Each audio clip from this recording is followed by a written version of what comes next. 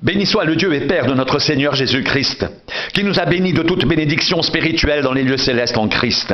En lui, Dieu nous a élus avant la fondation du monde pour que nous soyons saints et irréprochables devant lui. Il nous a prédestinés dans son amour à être ses enfants d'adoption par Jésus-Christ, selon le bon plaisir de sa volonté, pour célébrer la gloire de sa grâce dont il nous a favorisés dans le bien-aimé.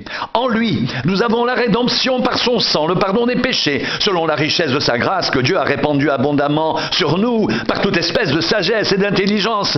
Il nous a fait connaître le mystère de sa volonté, selon le bienveillant dessein qu'il avait formé en lui-même, pour le mettre à exécution lorsque les temps seraient accomplis, de réunir toutes choses en Christ, celles qui sont dans les cieux et celles qui sont sur la terre. En lui, nous sommes aussi devenus héritiers, ayant été prédestinés suivant le plan de celui qui opère toutes choses d'après le conseil de sa volonté, afin que nous servions à célébrer sa gloire, nous qui d'avance avons espéré en Christ. En lui, vous aussi, après avoir entendu la parole de la vérité, l'évangile de votre salut, en lui, vous avez cru et vous avez été scellés du Saint-Esprit qui avait été promis, lequel est un gage de notre héritage pour la rédemption de ce que Dieu s'est acquis pour célébrer sa gloire. C'est pourquoi, moi aussi, ayant entendu parler de votre foi au Seigneur Jésus et de votre amour pour tous les saints, je ne cesse de rendre grâce pour vous. Je fais mention de vous dans mes prières, afin que le Dieu de notre Seigneur Jésus-Christ, le Père de gloire, vous donne un esprit de sagesse et de révélation dans sa connaissance, qu'il illumine les yeux de votre cœur pour que vous sachiez quelle est l'espérance qui s'attache à son appel, quelle est la richesse de la gloire de son héritage qu'il réserve aux saints et quelle est envers nous qui croyons l'infinie grandeur de sa puissance, se manifestant avec efficacité par la vertu de sa force. Il l'a déployé en Christ, en le ressuscitant des morts, mais en le faisant asseoir à sa droite, dans les lieux célestes au-dessus de toute domination, de toute autorité, de toute puissance, de toute dignité et de tout nom, qui peut être nommé non seulement dans le siècle présent, mais encore dans le siècle à venir. Il a tout mis sous ses pieds, il l'a donné pour chef suprême à l'Église, qui est son corps, la plénitude de celui qui remplit tout en tous.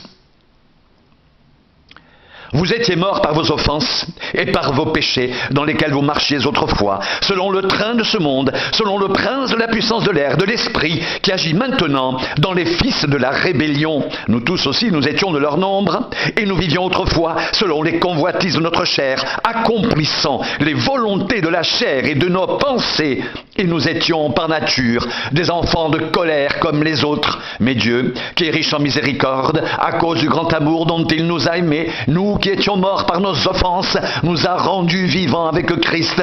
C'est par grâce que vous êtes sauvés. Il nous a ressuscités ensemble et nous a fait asseoir ensemble dans les lieux célestes en Jésus-Christ, afin de montrer dans les siècles à venir l'infinie richesse de sa grâce par sa bonté envers nous en Jésus-Christ. Car c'est par grâce que vous êtes sauvés, par le moyen de la foi. Cela ne vient pas de vous, c'est le don de Dieu. Ce n'est point par les œuvres, afin que personne ne se glorifie, car nous sommes son ouvrage, ayant été créés en Jésus-Christ pour de bonnes œuvres que Dieu a préparées d'avance, afin que nous les pratiquions.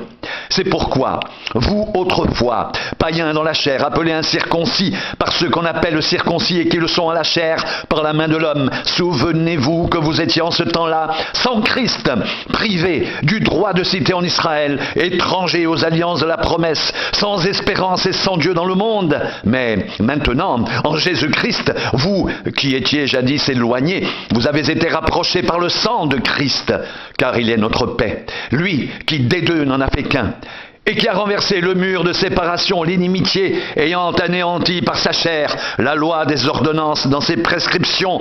Il a voulu créer en lui-même, avec les deux, un seul homme nouveau, en établissant la paix et les réconcilier avec Dieu l'un et l'autre, en un seul corps par la croix, en détruisant par elle l'inimitié. Il est venu annoncer la paix à vous qui étiez loin, et la paix à ceux qui étaient près, car par lui, les uns et les autres, nous avons accès auprès du Père dans un même esprit.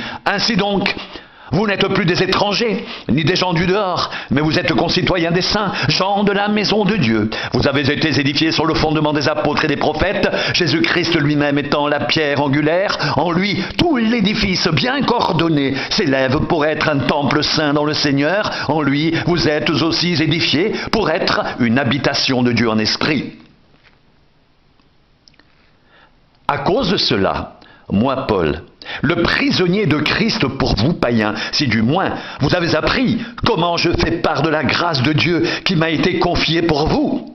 C'est par révélation que j'ai eu connaissance du mystère sur lequel je viens d'écrire en peu de mots en les lisant. Vous pouvez vous représenter l'intelligence que j'ai du mystère de Christ. Il n'a pas été manifesté aux fils des hommes dans les autres générations, comme il l'a été révélé maintenant par l'Esprit aux saints apôtres et prophètes de Christ.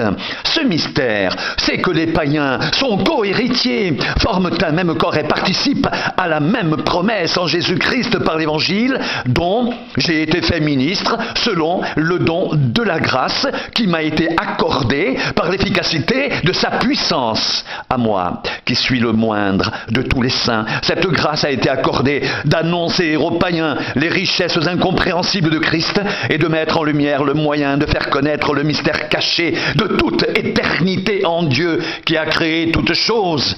C'est pourquoi les dominations et les autorités dans les lieux célestes connaissent aujourd'hui par l'Église la sagesse infiniment variée de Dieu, selon le dessein éternel qu'il a mis à exécution par Jésus-Christ notre Seigneur. En lui, nous avons par la foi en lui la liberté de nous approcher de Dieu avec confiance. Aussi, je vous demande de ne pas perdre courage à cause des afflictions que j'endure pour vous. Elles sont votre gloire.